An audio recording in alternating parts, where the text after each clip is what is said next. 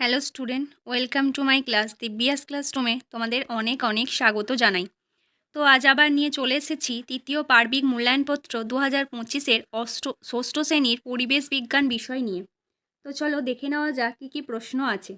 তো সময় কিন্তু তোমাদের থাকবে 2 ঘন্টা 30 মিনিট এবং পূর্ণমান 70।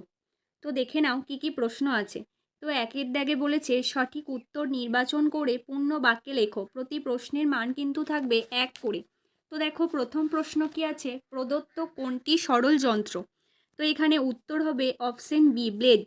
ঠিক আছে, উত্তর হবে ব্লেড। দুয়ের দেখো স্কুলে স্বাধীনতা দিবসে পতাকা উত্তোলনের সময় যে সরল যন্ত্রটি ব্যবহৃত হয় সেটি হলো কি? কপিকল। ঠিক আছে, উত্তর হবে কিন্তু কপিকল। তো দেখো পরের প্রশ্ন, অক্টোপাস কি জাতীয় প্রাণী?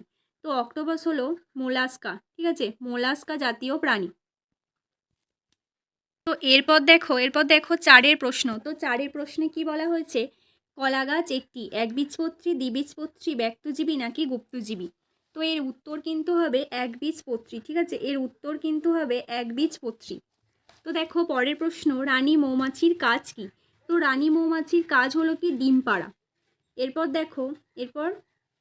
ভিআই এর প্রশ্ন দেখো, সবচেয়ে বড় স্থলচর প্রাণী হলো কি? হাতি। ঠিক আছে, সবচেয়ে বড় স্থলচর প্রাণী হলো হাতি। এরপর দেখো পরের প্রশ্ন, কোন বর্জ্য পদার্থটি মাটিকে দূষিত করে না? তো এখানে হবে কলার খোসা। ঠিক আছে, এখানে অনেকগুলি আছে, তো এর মধ্যে হবে কলার খোসা। এরপর দেখো তেজস্ক্রিয় বর্জ্য পদার্থ হলো কি? লোহা, তামা, ইউরেনিয়াম নাকি অ্যালুমিনিয়াম? তো এর উত্তর কিন্তু হবে ইউরেনিয়াম। ঠিক আছে, উত্তর হবে ইউরেনিয়াম। পরের প্রশ্ন দেখো, জল একটি কি পদার্থ? ঠিক আছে, তো জল হলো কি? জল হলো যৌগিক পদার্থ। ঠিক আছে,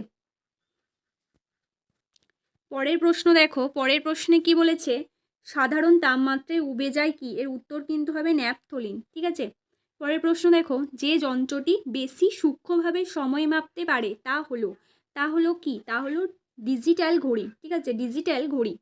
পরের প্রশ্ন দেখো, কোন এককের সাহায্যে একটি সরু তারের ব্যাস মাপা যায়? এর উত্তর কিন্তু হবে মিলিমিটার। ঠিক আছে, উত্তর হবে কিন্তু মিলিমিটার। এরপর দেখো, বাস্তুতন্ত্রে শক্তির প্রবাহ সর্বদা কি হবে? একমুখী। ঠিক আছে, সর্বদা একমুখী। পরের প্রশ্ন দেখো, বর্তমানে শক্তির চাহিদার বেশিরভাগই আসে সৌরশক্তি, রাসায়নিক শক্তি, জোয়ার ভাটা শক্তি নাকি জীবাশ্ম জ্বালানি থেকে? তো এর উত্তর কিন্তু হবে জীবাশ্ম জ্বালানি থেকে। এরপর দুয়ের দাগে কি বলেছে, শূন্যস্থান পূরণ করো। তো এখানেও কিন্তু তোমাদের প্রতি প্রশ্নের মান থাকবে 1 করে এবং তোমাদের মোট 7টি প্রশ্নের উত্তর দিতে হবে। তো দেখো প্রথম প্রশ্ন কি বলেছে, ড্যাশ শ্রেণী লিভারে যান্ত্রিক সুবিধা সর্বদা অপেক্ষা কম? তো এর উত্তর কিন্তু হবে তৃতীয় শ্রেণী। ঠিক আছে, তৃতীয় শ্রেণীর লিভারে। পরের প্রশ্ন দেখো, আম পাতাতে ড্যাশ শিরাবিন্যাস দেখা যায়? তো এটা হবে কি? জালিকা। ঠিক আছে, জালিকার শিরাবিন্যাস দেখা যায়। পরের প্রশ্ন দেখো, শীত পড়লে যে সকল পাখিরা শীতের দেশ থেকে গরমের দেশে চলে আসে তাদের কি বলে? তাদের বলে পরিযায়ী। ঠিক আছে, তাদের বলে পরিযায়ী। পরের প্রশ্ন দেখো, বাড়ির ফেলে দেওয়া জিনিসপত্রকে বলা হয় কি? বর্জ্য পদার্থ। ঠিক আছে, পরেরটা দেখো, দ্রবণ। ঠিক আছে, দ্রবণ সমান কি? দ্রবণ সমান ড্যাশ প্লাস দ্রাবক।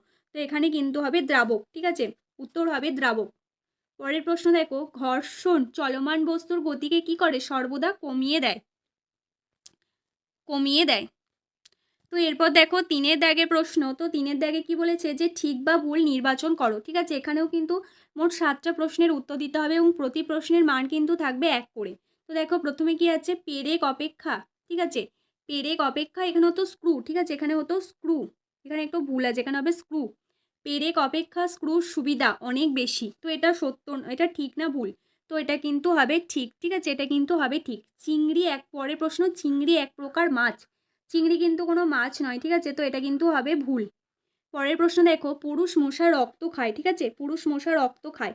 তো এটা কিন্তু ভুল, পুরুষ মশা কিন্তু রক্ত খায় না। পরের প্রশ্ন দেখো, প্লাস্টিক যেখানে সেখানে ফেলা উচিত নয়? এটা ঠিক না ভুল? এটা তো তোমরা সবাই জানো, এটা ঠিক। ঠিক আছে, প্লাস্টিক কিন্তু যেখানে সেখানে ফেলা একদমই উচিত নয়। পরের প্রশ্ন দেখো কি বলেছে, ধাতু তাপ ও তড়িতের কুপরিবাহী? ঠিক আছে, ধাতু তাপ ও তড়িতের কুপরিবাহী। তো এর উত্তর কি হবে? এর উত্তর হবে ভুল। ঠিক আছে, ভুল। পরের প্রশ্ন দেখো, H2SO4। ঠিক আছে, H2SO4 অণুতে পরমাণুর সংখ্যা 7টি, H2SO4 অণুতে পরমাণুর সংখ্যা 7টি, এটা ঠিক না ভুল? তো এটা কিন্তু হবে ঠিক। পরের প্রশ্ন দেখো, কোনো বস্তুর গতি ও স্থিতি হলো আপেক্ষিক। কোনো বস্তুর গতি ও স্থিতি হলো আপেক্ষিক, ঠিক আছে, এটা কিন্তু হবে ঠিক। এরপর দেখো 4-এর দাগে কি বলেছে, দু একটি শব্দে উত্তর দাও, ঠিক আছে, দু একটি শব্দে উত্তর দাও। এখানেও কিন্তু মোট 7টা প্রশ্নের উত্তর তোমাদেরকে দিতে হবে এবং প্রতি প্রশ্নের মান কিন্তু থাকবে 1 করে। তো দেখো প্রথম প্রশ্ন কি বলেছে, তোমার মা রান্না করার সময় ব্যবহার করেন এমন একটি সরল যন্ত্রের নাম। তো এর উত্তর কি হবে, সাঁড়াশি, ঠিক আছে, উত্তর হবে সাঁড়াশি। পরের প্রশ্ন দেখো, ম্যালেরিয়া রোগ সৃষ্টি করে যে অণুজীব তাদের জীবজগতের কোন রাজ্যে রাখা হয়। তো এটা কি হবে, এর উত্তর কিন্তু হবে প্রোটিস্টা, ঠিক আছে, প্রোটিস্টা। এরপর 3-এর কি প্রশ্নে কি আছে দেখো, পশ্চিমবঙ্গের কোন অঞ্চল বাঘের জন্য বিখ্যাত।